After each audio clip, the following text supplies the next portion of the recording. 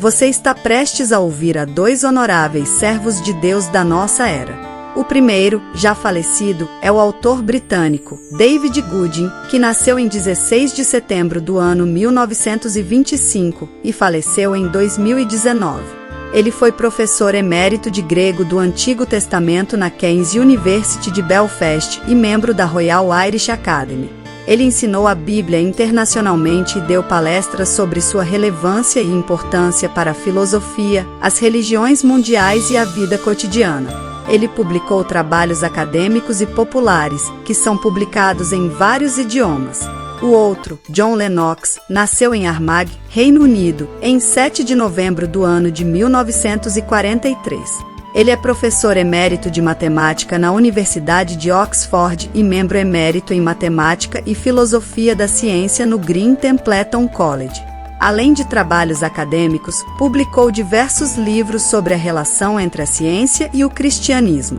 Ele deu palestras internacionalmente e participou de vários debates televisivos com alguns dos principais pensadores ateus do mundo. Nós não podemos apagar nosso passado. Nem mesmo Deus pode mudar a história. O que foi feito, foi feito. O que Deus nos oferece por meio de Cristo é a liberdade da culpa dos pecados passados. Muitas pessoas são assombradas pelo passado. Por mais que elas tentem apagar o que aconteceu e recomeçar, elas não conseguem se livrar da culpa que sentem por suas transgressões e más obras passadas. Outras pessoas, com uma consciência bem menos sincera, acreditam que podem ignorar o passado, como a adúltera que é descrita em Provérbios 30 verso 20 da seguinte forma: ela come, e limpa sua boca, e diz, não cometi maldade.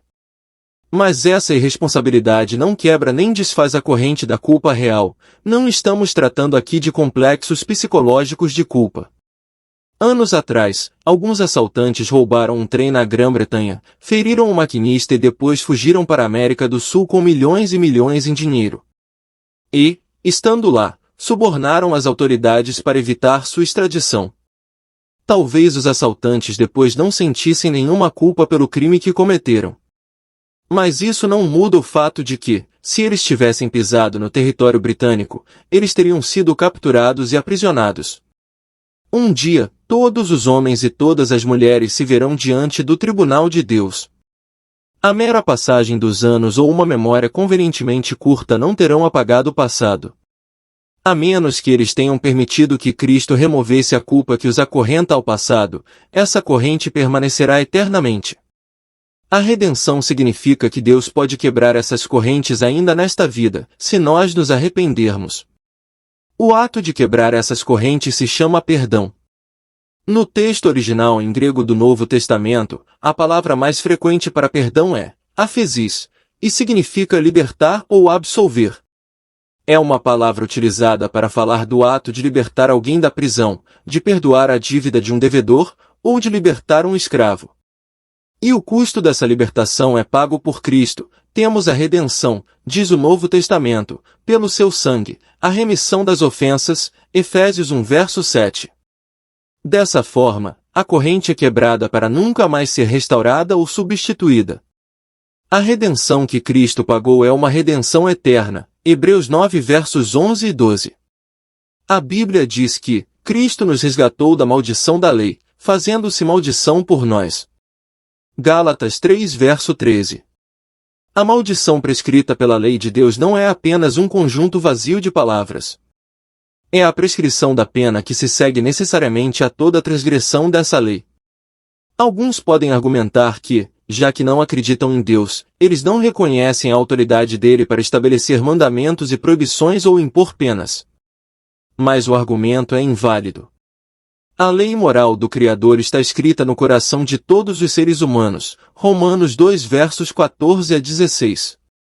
Toda vez que acusamos alguém de ter feito algo moralmente errado, toda vez que nos desculpamos por termos cometido algum deslize moral, toda vez que dizemos que precisamos ser pessoas melhores e prometemos nos esforçar para melhorar, nós estamos, talvez até inconscientemente, dando testemunho sobre a veracidade da afirmação de que a lei de Deus está escrita em nossos corações, bem como demonstrando que reconhecemos a validade e a autoridade dessa lei.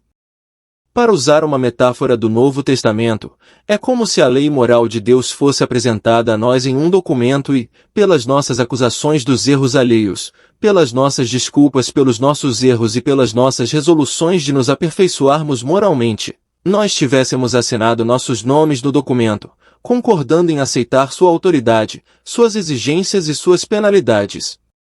Aqueles que não se arrependerem encontrarão esse documento com os seus nomes assinados nele, e este será utilizado como evidência contra eles no juízo final. Aqueles que se arrependem, por outro lado, têm a garantia dada pelo próprio Deus de que esse documento que assinamos e que declara nossa culpa foi apagado, que essa cédula que era contra nós foi riscada, e ele cravou-a na cruz, livrando-nos da condenação. Deus, assim, declarou perante todo o universo que, ao morrer na cruz, Cristo tomou sobre si a maldição da lei, libertando todos aqueles que se arrependem e nele confiam. Veja Colossenses 2 versos 13 a 15.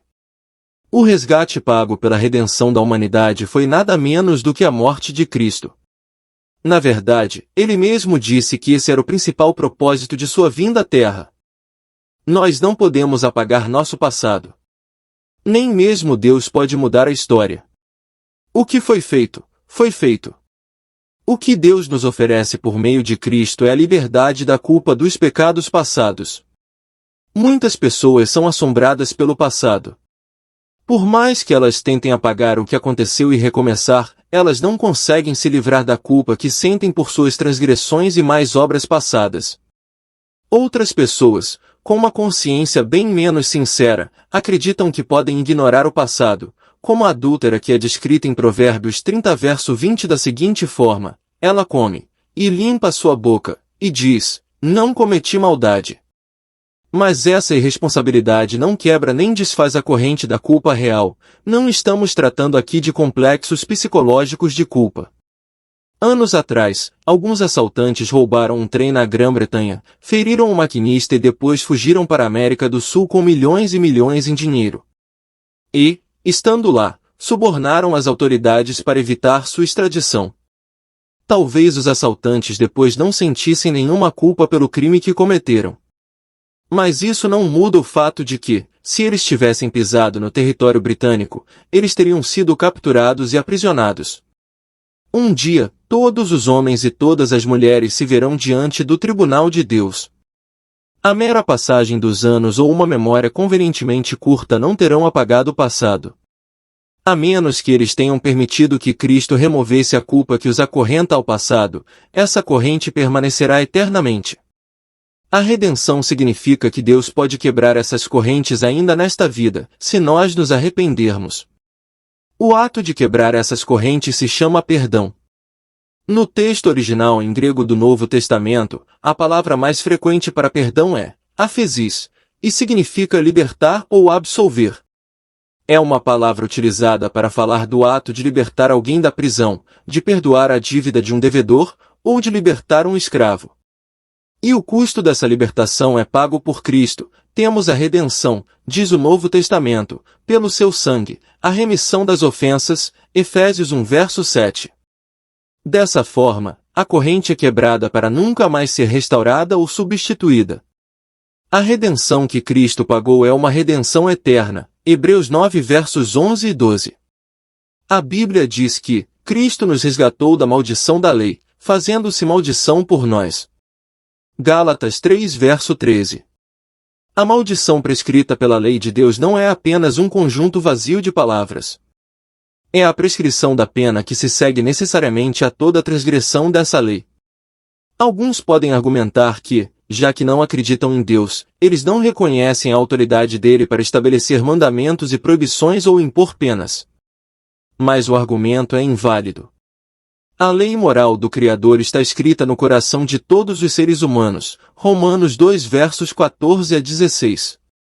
Toda vez que acusamos alguém de ter feito algo moralmente errado, toda vez que nos desculpamos por termos cometido algum deslize moral, toda vez que dizemos que precisamos ser pessoas melhores e prometemos nos esforçar para melhorar, nós estamos, talvez até inconscientemente, dando testemunho sobre a veracidade da afirmação de que a lei de Deus está escrita em nossos corações, bem como demonstrando que reconhecemos a validade e a autoridade dessa lei.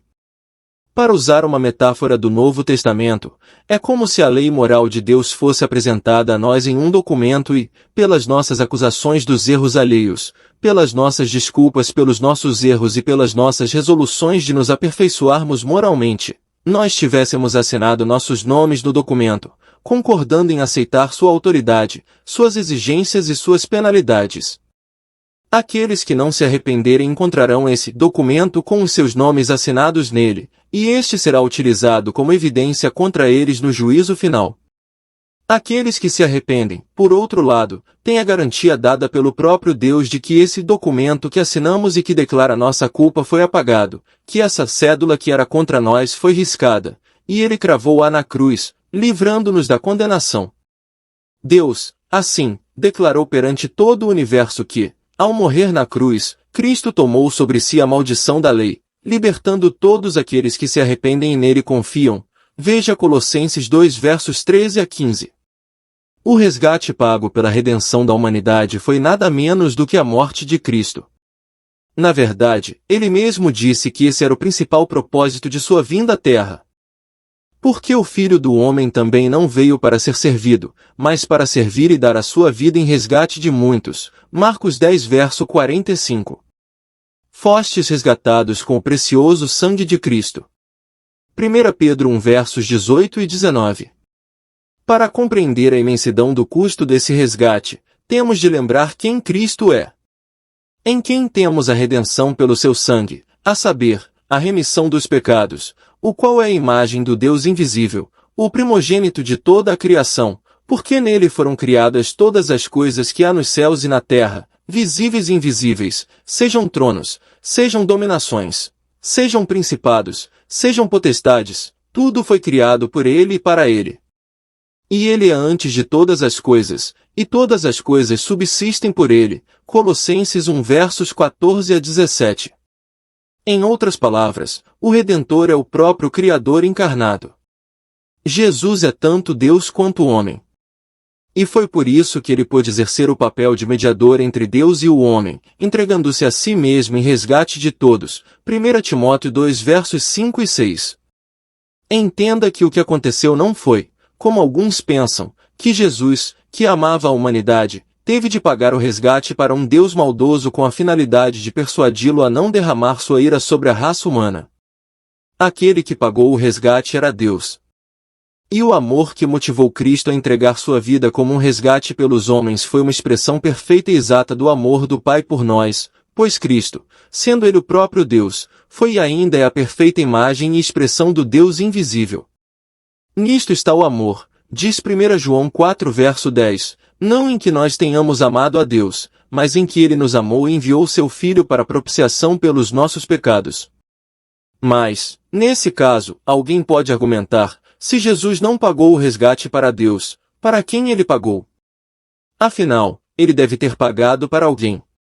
Mas sustentar tal argumento é ignorar o que nós vimos anteriormente, que o termo resgate, no contexto neotestamentário, é utilizado como uma metáfora para expressar o preço que nossa redenção custou a Deus e a Cristo.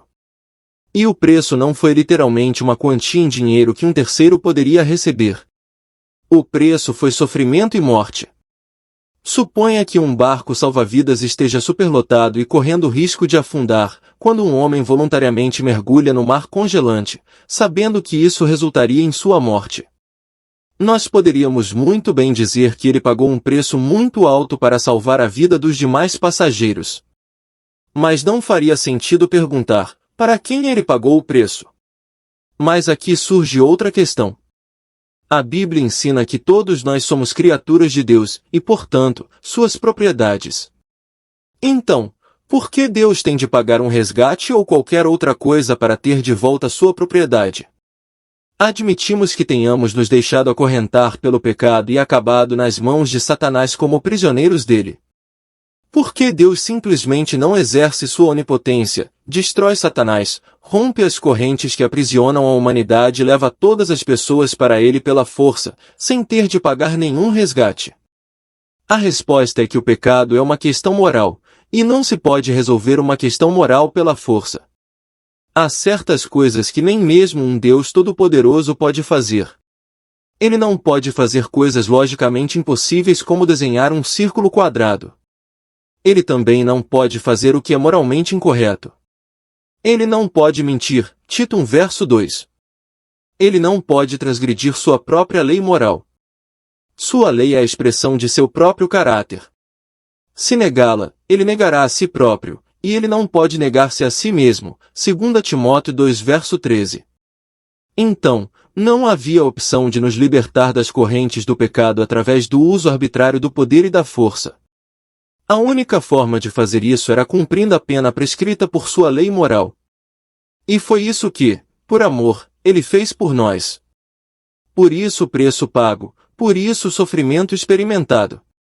Nós vimos anteriormente que, se você compra alguém para utilizá-lo ou fazê-lo de escravo, o preço que você paga por essa pessoa não pode ser chamado de resgate. E nós sabemos que Cristo pagou o resgate para libertar as pessoas da culpa do pecado e dar-lhes liberdade. Mas liberdade para quê? Bem, certamente não foi para que elas continuassem pecando impunemente, pois o pecado é viciante e escraviza aquele que constantemente sem se arrepender o pratica. Romanos 6 versos 16 a 23. Aqui está uma afirmação que aponta do que Cristo libertou os seus discípulos e fala para que ele os libertou. Porque a graça de Deus se ha manifestado, trazendo salvação a todos os homens, ensinando-nos que, renunciando à impiedade e às concupiscências mundanas, vivamos neste presente século sóbria, justa e piamente, aguardando a bem-aventurada esperança e o aparecimento da glória do grande Deus e nosso Senhor Jesus Cristo, o qual se deu a si mesmo por nós, para nos remir de toda iniquidade e purificar para si um povo seu especial, zeloso de boas obras. Tito 2 versos 11 a 14. Nós vamos deixar para tratar em outro capítulo da questão sobre como Cristo garante que essa nova vida seja, de fato, uma vida de liberdade e não apenas uma vida de escravidão religiosa. Por enquanto, vamos notar que o Novo Testamento deixa muito claro que nós não recebemos todos os benefícios e frutos de nossa redenção nesta vida, aqui e agora. Inclusa nos benefícios que o resgate de Cristo obteve para nós está a redenção do nosso corpo, físico. Mas, para isso, devemos esperar a segunda vinda de Cristo, Romanos 8 versos 18 a 25, Filipenses 3 versos 20 e 21. Por outro lado, Deus dá, ainda nesta vida, o Espírito Santo a todos aqueles que se arrependem e colocam sua fé em Cristo. O Espírito Santo garante a todo crente que as promessas de Deus são dignas de toda a credibilidade e Ele próprio é o penhor e a garantia da herança que um dia será de todos os crentes. Quando Deus cumprir todas as suas promessas e levar para os céus todos os que Ele comprou com o sangue de seu Filho, Efésios 1 versos 13 e 14, e Atos 20 verso 28.